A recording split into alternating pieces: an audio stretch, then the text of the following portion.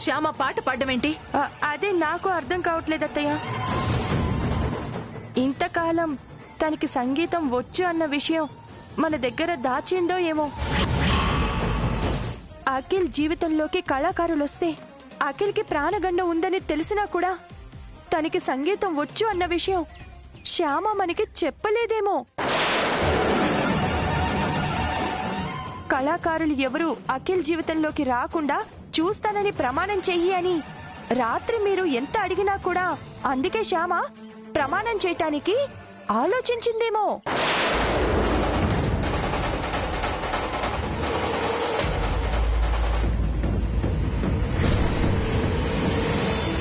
కాపాడుకోవాలత్తయ్య, మన అఖిల్ బాబుని ఎలాగైనా కాపాడుకోవాలి.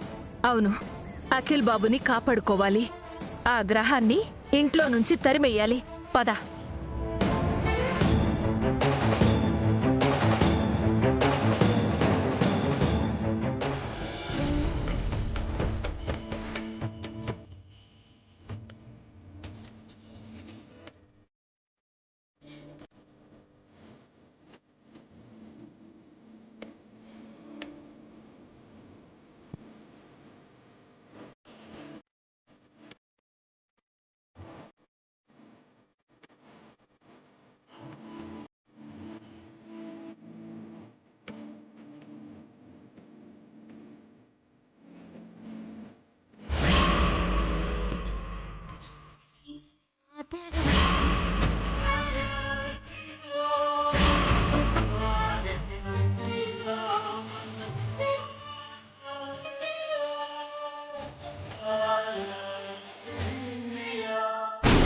అత్తయ్య, ఇలాంటి టైంలో తలుపు కొట్టకూడదు, తన్నాలి.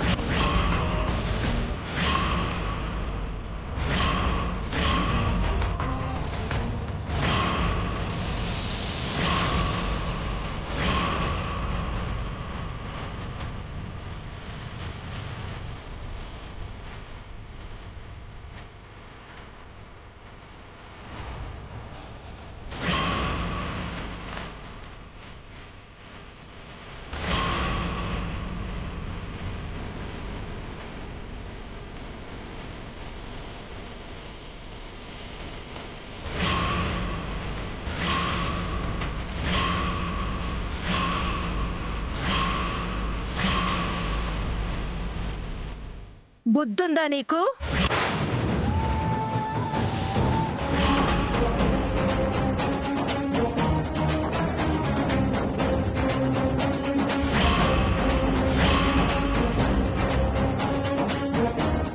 నా బిడ్డ జీవితంలోకి కళాకారులు వస్తే వాడికి ప్రాణగండం ఉందని తెలిసి కూడా పాటలు ఎలా పాడుతున్నావే?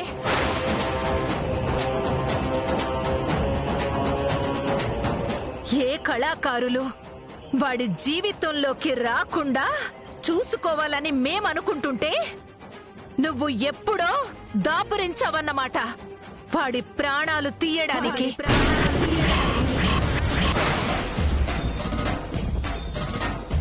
రాత్రి కూడా అడిగాను కదా, వాడి జీవితంలోకి కళాకారులు రాకుండా చూసుకుంటాను అని ప్రమాణం చెయ్యమని.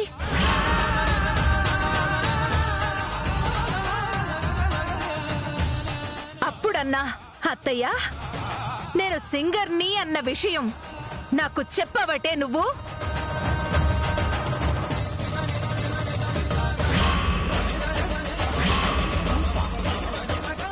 ఇంకా ఎంతకాలం నన్ను మోసం చేద్దామనుకుంటున్నావు? ఇంకా ఎంతకాలం మా జీవితాలతో ఆడుకుందాం అనుకుంటున్నావు? తెలుసుకోలేకపోయానే నువ్వు ఇంత మోసగత్తెవని. తెలుసుకోలేకపోయాను.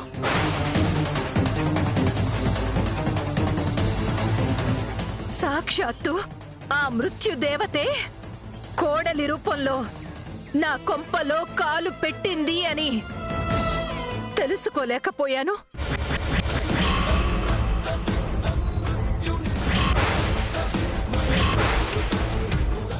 ఆ మృత్యువు నీ రూపంలో నా బిడ్డ చుట్టూ తిరుగుతుందని ఊహించలేకపోయాను.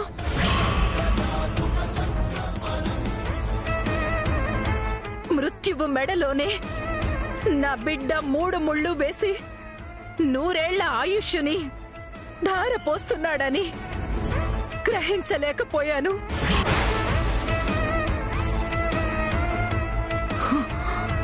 వీల్లేదు, నువ్వు నా ఇంట్లో ఉండటానికి వీల్లేదు.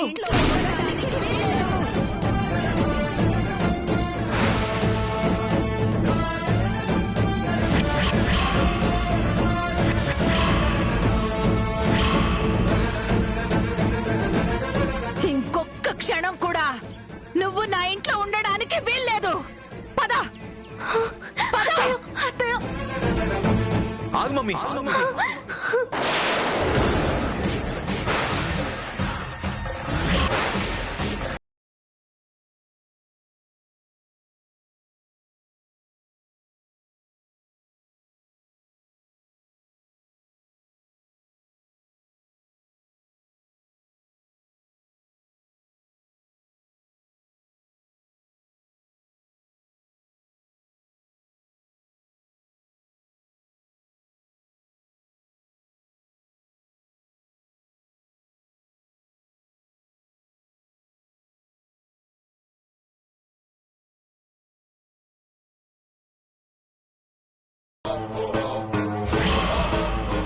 నువ్వు ఇక్కడే ఉండి శ్యామ పాట పాడుతుంటే వింటున్నావా నాన్న?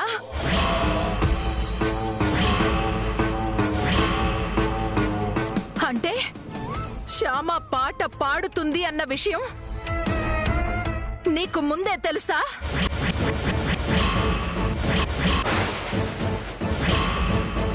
అంటే గండాన్ని పక్కనే పెట్టుకుని తిరుగుతున్నావా నువ్వు?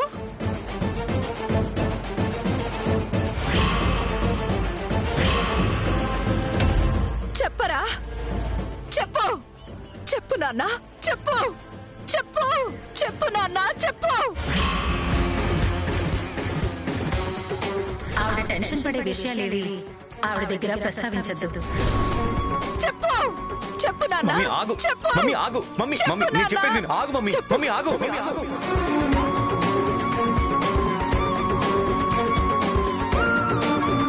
ఆగు మమ్మీ, నేను చెప్పేది విను. శ్యామకి పాట పాడడం రాదు.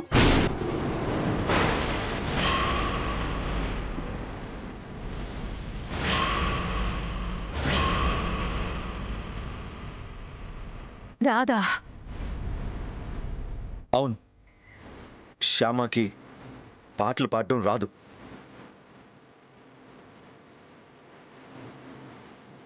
అబద్ధం, నేను నమ్మను. ఇప్పుడే ఇప్పుడే నేను చూశాను, నా కళ్ళారా నేను చూశాను.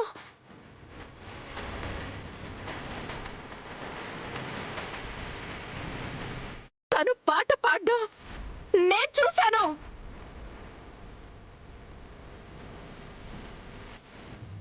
నేను తలుపు తెరిచేసరికి శ్యామ పాట పాడుతుంది.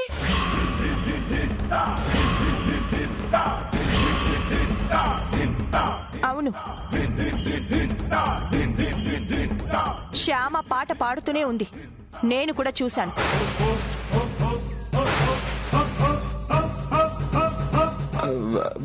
మమ్మీ, అది అది సినిమాల పాట.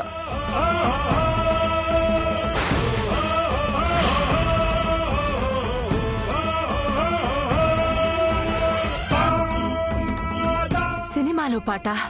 అవును మమ్మీ, ఆ పాట ఫోన్లో ప్లే చేస్తుంటే అది వింటూ బాబు నేర్చుకుంటున్నాడు.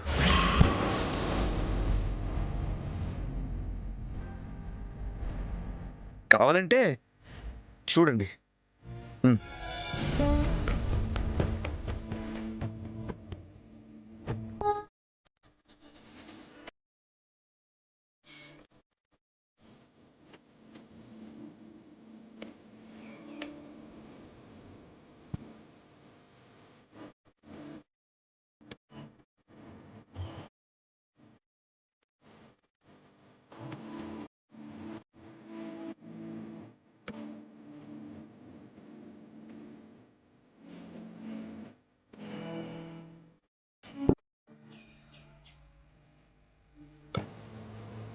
ఇప్పుడైనా నమ్ముతావా మమ్మీ?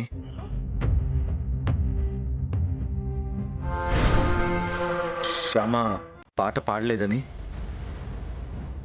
నమ్ముతాన్రా.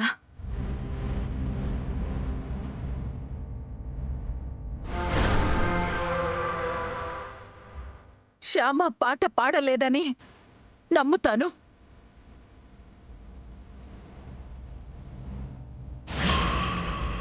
ఆ పాట ఈ ఫోన్లో నుంచి వచ్చింది అని నమ్ముతాను.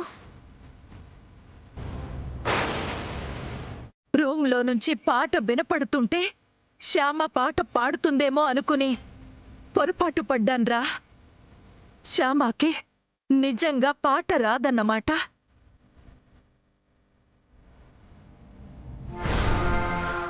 తను నిజంగానే సింగర్ కాదన్నమాట.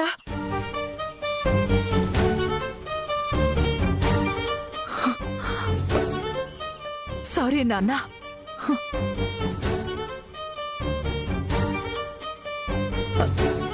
సారీ శ్యామ. ఫోన్లో పాట విని నువ్వు పాడావు అనుకుని నీ మీద కోపం తెచ్చుకున్నాను. ఏదేదో మాట్లాడేశాను. సారీ శ్యామ. పర్లేదు అత్తయ్య గారు. అయినా మీరలా మాట్లాడింది నా మీద కోపంతో కాదు, మీ అబ్బాయి గారి మీద ప్రేమతో. ఆ ప్రేమే మీ చేత అలా మాట్లాడించింది. అర్థం చేసుకున్నావు తల్లి. సంతోషం. ఐశ్వర్య, మనం అనవసరంగా కంగారు పడ్డాం. మీరు కంగారు పడ్డారు, నేను బోల్తా పడ్డాను. ఛ! పద.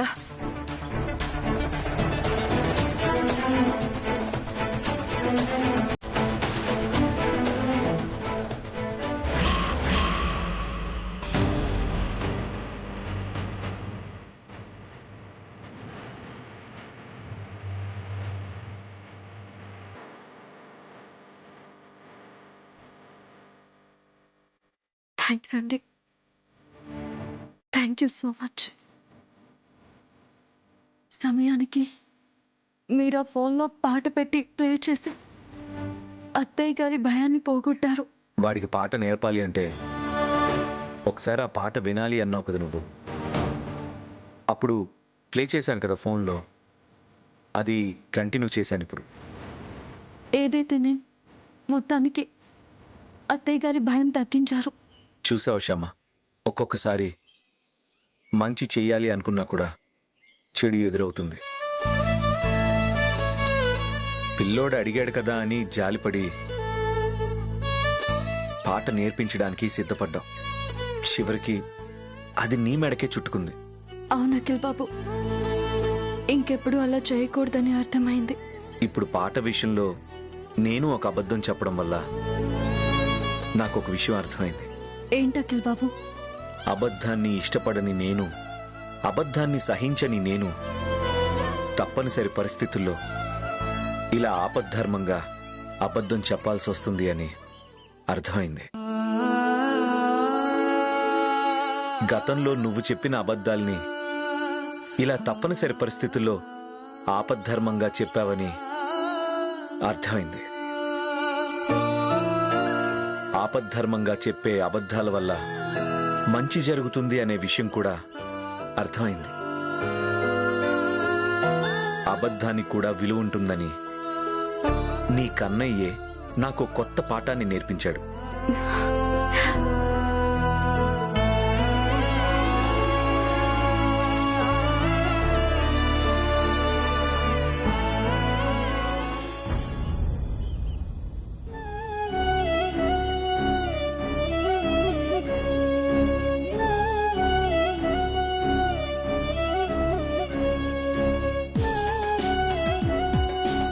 కన్నయ్య, తాతగారు గురువు గారిని తీసుకురావడానికి వెళ్లారు.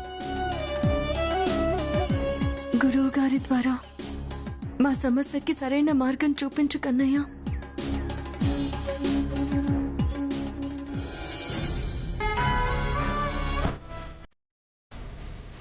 అమ్మా వసంత, నాన్నగారు మీ సమస్య చెప్పారు.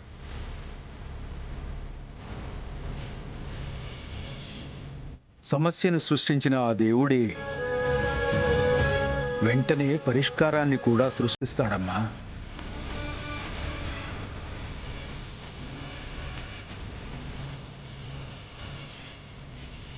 కాకపోతే ఆ పరిష్కారం ఎక్కడుందో, ఎలా ఉందో మనం తెలుసుకోవాలి. అపమృత్యు దోషం నుంచి ఎలా తప్పించుకోవాలి అనేది మార్కండేయ చరిత్ర సుస్పష్టంగా చెప్తోంది.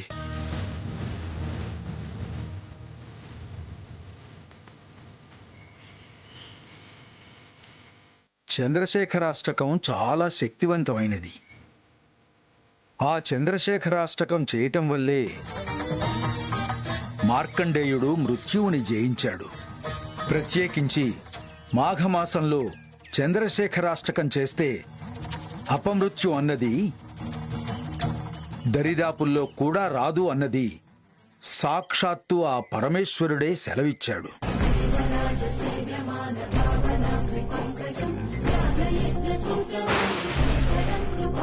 అఖిల్ బాబు జాతకంలో అతడి జీవితంలోకి కళాకారులు రావడం వల్ల అపమృత్యు దోషం ఏర్పడింది.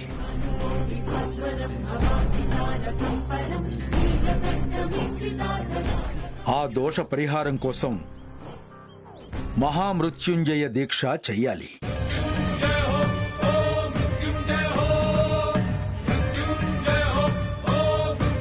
మహామృత్యుంజయ దీక్ష ఎలా చెయ్యాలి గురువుగారు? చెప్తానమ్మా. అఖిల్ బాబుకి ఆయుష్ని పెంచే ఆ మృత్యుంజయ దీక్షలో జన్మనిచ్చిన తల్లివైన నువ్వు, తాళి కట్టిన భార్య అయిన శ్యామ, మీరిద్దరూ భాగస్వాములు కావాలి.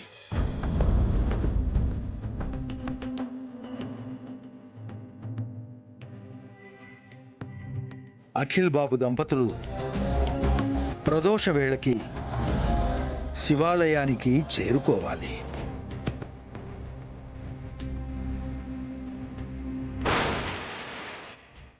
వాళ్లతో పాటు కుటుంబ సభ్యులెవ్వరూ వెళ్ళవలసిన అవసరం లేదు.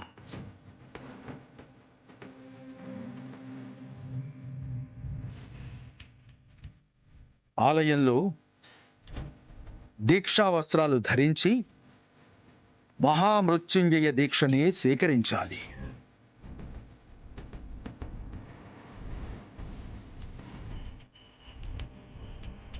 చంద్రశేఖరాష్టకంతో పరమేశ్వరుడిని స్తుతించాలి. అలా అక్కడ దీక్ష మొదలు కాగానే ఇక్కడ ఇంటి దగ్గర నువ్వు అఖండ జ్యోతి వెలిగించి దాని ముందు పంచాక్షరి మంత్రాన్ని జపిస్తూ కూర్చోవాలి.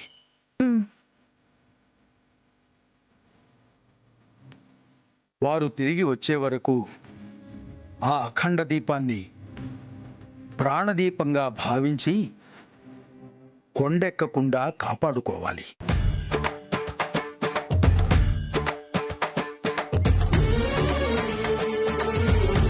అక్కడ ఆలయంలో దీక్ష స్వీకరించి అఖిల్ బాబు మృత్తిక, స్ఫటిక, మరకత ఆదిగా గల పంచలింగాల నమక చమకాలతో అభిషేకం చెయ్యాలి. ఆ తర్వాత అఖిల్ బాబు సహస్ర మహామృత్యుంజయ జపం చెయ్యాలి. ఆ జపం పూర్తయిన తరువాత దంపతులిద్దరూ కలిసి బ్రహ్మముహూర్తంలో ఆకాశ హారతి ఇవ్వాలి.